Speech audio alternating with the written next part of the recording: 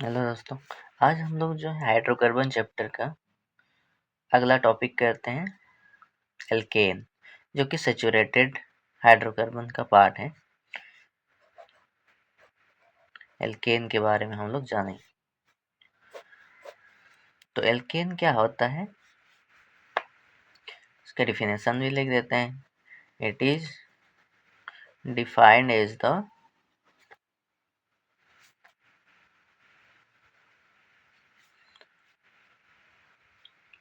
Hydrocarbon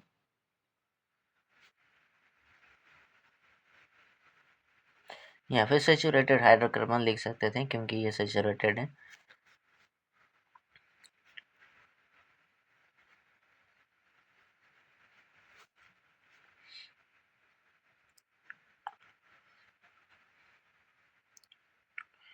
which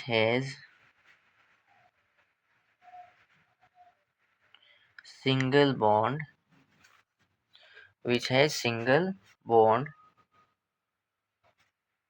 between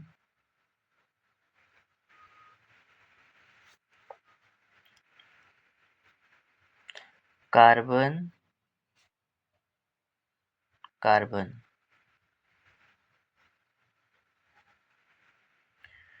ठीक है। तो ऐसे हाइड्रोकार्बन जिसके पास सिंगल बॉन्ड होता है कार्बन कार्बन के बीच, तो उसको हम बोलेंगे एल्केन। और दूसरी बात याद रखनी है, general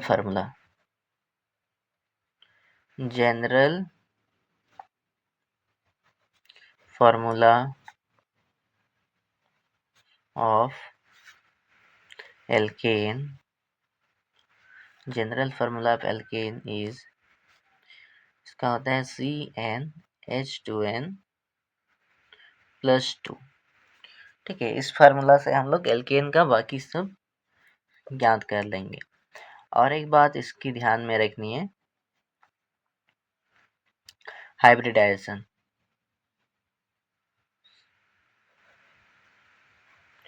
alkene is sp3 hybridization।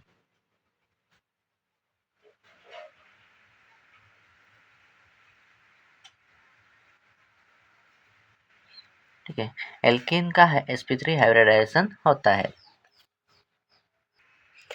अब इस जनरल फार्मूला से हम लोग बाकी सबका फार्मूला ज्ञात कर लेते हैं। जैसे कि यहाँ हम सीरियल नंबर लिख देते हैं, कौन कौन सा आता है। एक नंबर में हम लोग का आता है मिथ,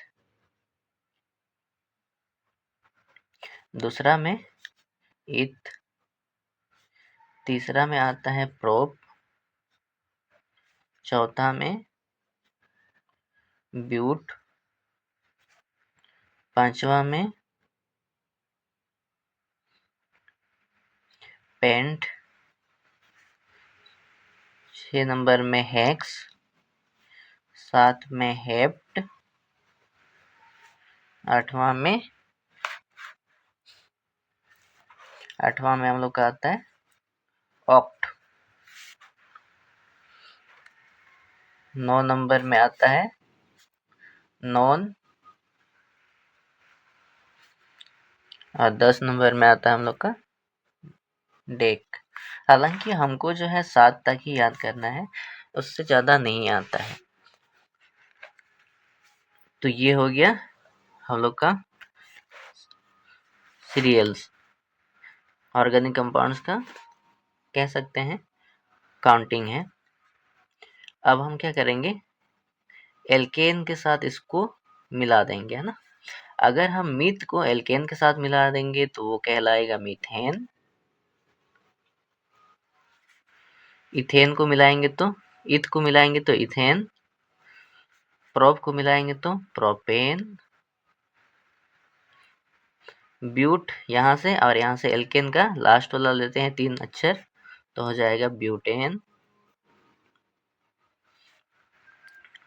पेंट और यहाँ से ANE तो पेंटेन, यहाँ से हेक्सेन हो जाएगा, हेप्टेन,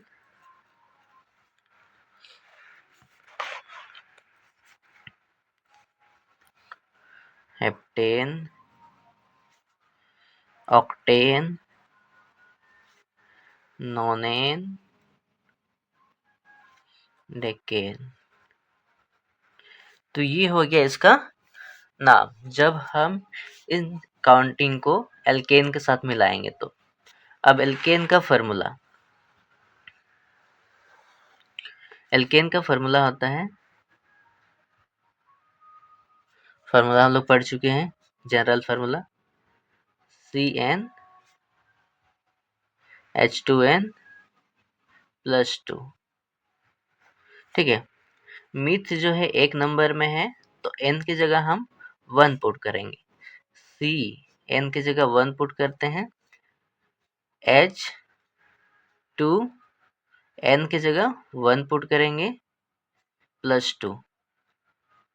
ठीक है, 2 और n के बीच कुछ नहीं, मतलब मल्टीप्लाई है, पता होना चाहिए सबको।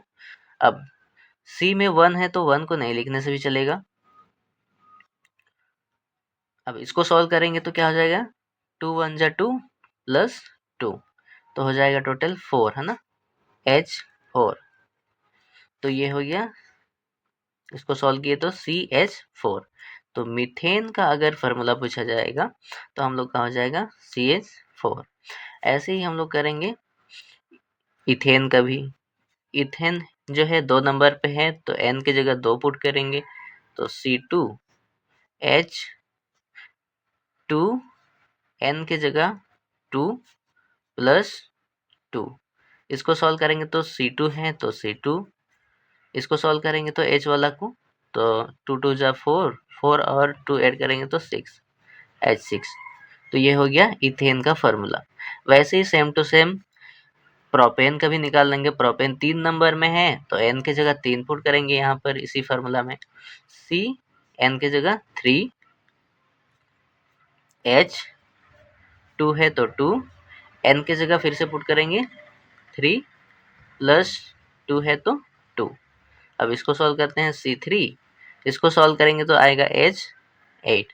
सेम टू सेम ऐसे ही सॉल्व करेंगे। ब्यूटेन जो है 4 नंबर में है तो n की जगह 4 पुट करेंगे, तो ये आ जाएगा C4 H2 गुना 4 +2, यानी आ जाएगा हम लोग का C4H10। इसको सॉल्व करेंगे तो, इसको फिर से सॉल्व करेंगे पेंटेन को, तो C5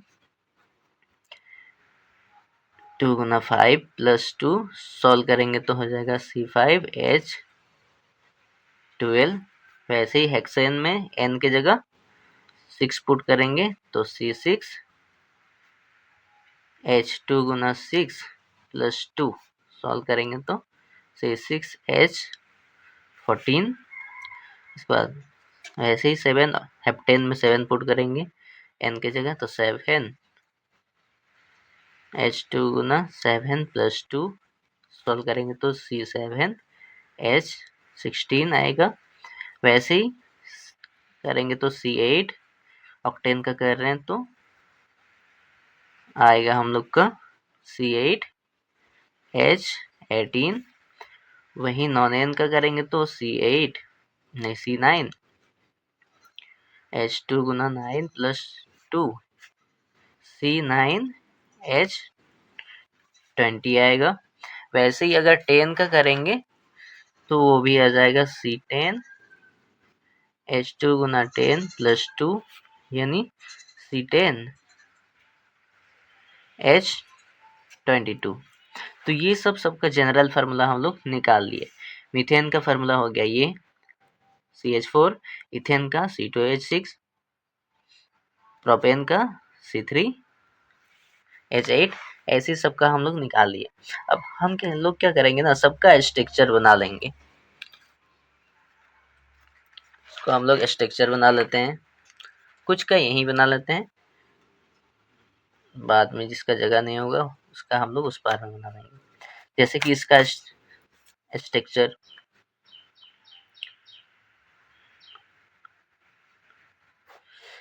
है ना, एक कार्बन है तो एक कार्बन हम लोग लिख दिए। अब 4 हाइड्रोजन है तो 4 हाइड्रोजन हम लोग चारों दिशाओं में लिख लेंगे।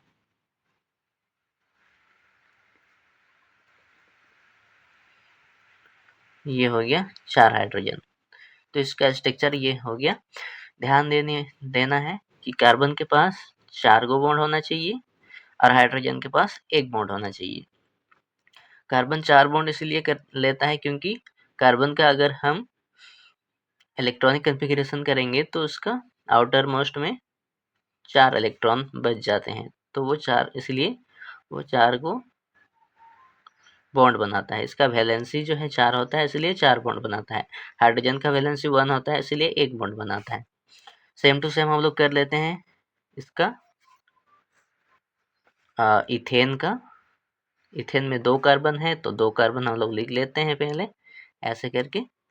इसके बाद 6 हाइड्रोजन है तो इसको भी 3 गो हाइड्रोजन देंगे। इधर साइड वाला को भी 3 गो हाइड्रोजन देंगे।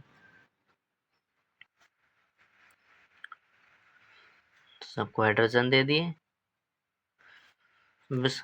और मुझे नहीं लगता कि और हटेगा। एक काम करते हैं इसको इधर में लिख देते हैं।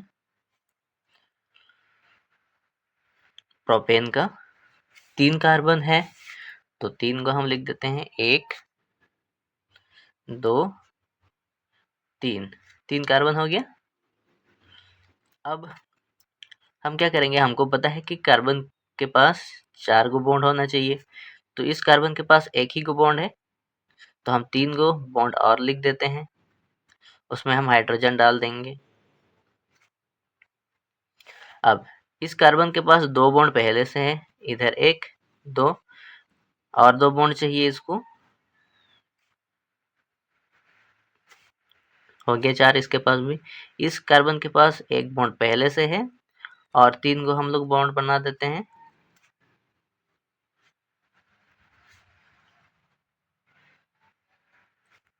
हो गया। अब देखो हाइड्रोजन कितना है, 8 गो गिन लो। 1 2 3 4 5 6 7 8। तो 8 गो हाइड्रोजन है ना। तो ये हो गया प्रोपेन का स्ट्रक्चर। बाद बाकी आप लोग कर लेना ब्यूटेन का भी। Pentane, hexane, heptane, octane, नोनेन, decane. ऐसे ही सेम टू सेम करना जैसे हम लोग किए। तो आज के लिए इतना ही रखते हैं।